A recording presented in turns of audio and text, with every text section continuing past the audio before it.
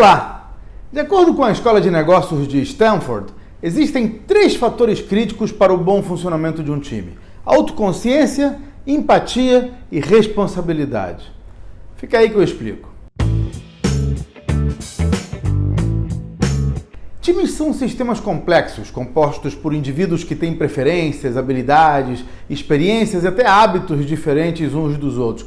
Por isso, as chances de gerenciar esses grupos de forma sustentável são melhores se cada membro, incluindo o líder, dominar 3 habilidades que permitem administrar e compreender essa diversidade. A primeira é a autoconsciência, entender como os nossos valores afetam as nossas decisões, como as nossas palavras, as suposições que fazemos numa determinada situação geram atitudes. Uma vez um funcionário pediu para ser transferido para outra filial, para você ter ideia. Quando perguntamos a ele qual era o motivo, ele disse que achava que a chefia estava dificultando a sua evolução, por isso queria mudar de áreas. Aí a gente foi entender melhor a situação e soubemos que esse funcionário havia separado da mulher menos de 2 meses antes. O mais provável é que ele tenha pedido transferência por isso, não por causa de oportunidades de carreira ou da chefia. A autoconsciência é entender a sua narrativa interna. Quando a gente não entende os próprios sentimentos, a tendência é agir por impulso e muitas vezes tomamos decisões ruins por impulso. A boa notícia é que a autoconsciência pode ser aprendida. Para começar, tente refletir sobre as suas ações, entender o que levou você a agir da forma que agiu. Pergunte-se, por exemplo, que emoções estou sentindo?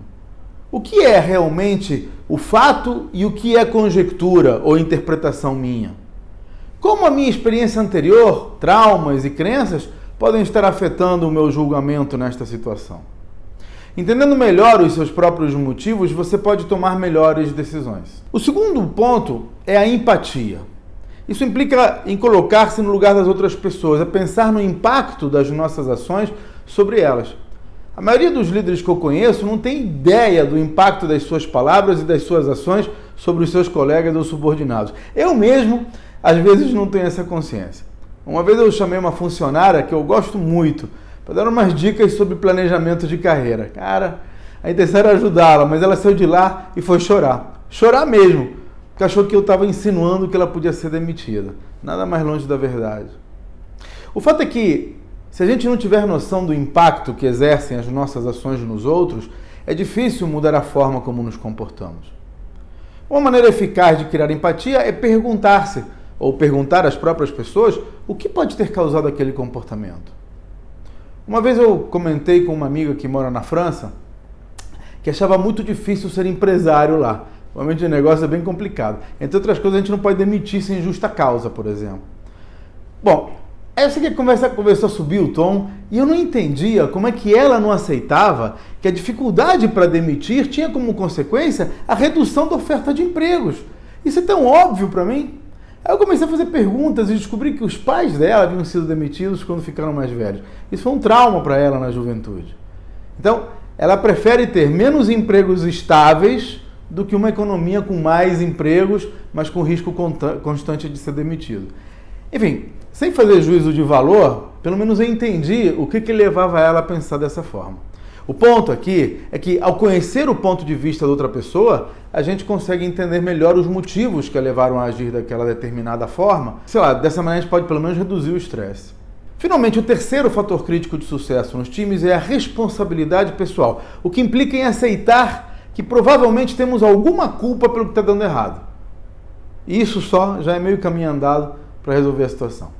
A tendência das pessoas, quando confrontadas com um problema que elas podem ter causado, é culpar os outros, criticar a situação ou simplesmente evitar o assunto.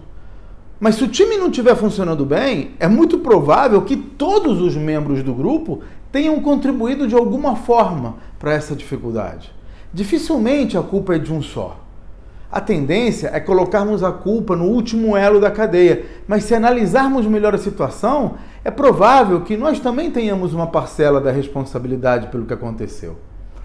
Recentemente eu perdi uma cerimônia de casamento porque cheguei atrasado na igreja. Simples assim. Aí no primeiro momento eu apontei o dedo para minha esposa, né? Afinal de contas, ela havia se atrasado no salão. Só que depois, avaliando melhor a situação, a gente percebeu que ela só atrasou no salão porque eu ocupei o banheiro por mais tempo do que o planejado. Em suma, sempre temos uma parcela da responsabilidade, seja por ação, seja por omissão. Poderíamos ter feito ou deixado de fazer algo que poderia ter evitado o problema.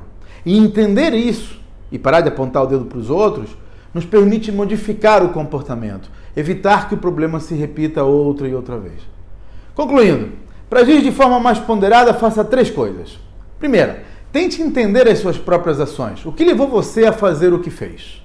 Segundo, tente entender as ações das outras pessoas. Por que elas fizeram o que fizeram? 3. Tente entender qual é a sua parcela de responsabilidade em cada situação para poder impedir que isso aconteça de novo no futuro. E se quiser trocar ideias sobre negócios comigo, participe da Conversa Empresarial, toda quarta-feira, às 21 horas. Basta deixar o seu nome no meu site, claudionazajon.com.br. Até a próxima.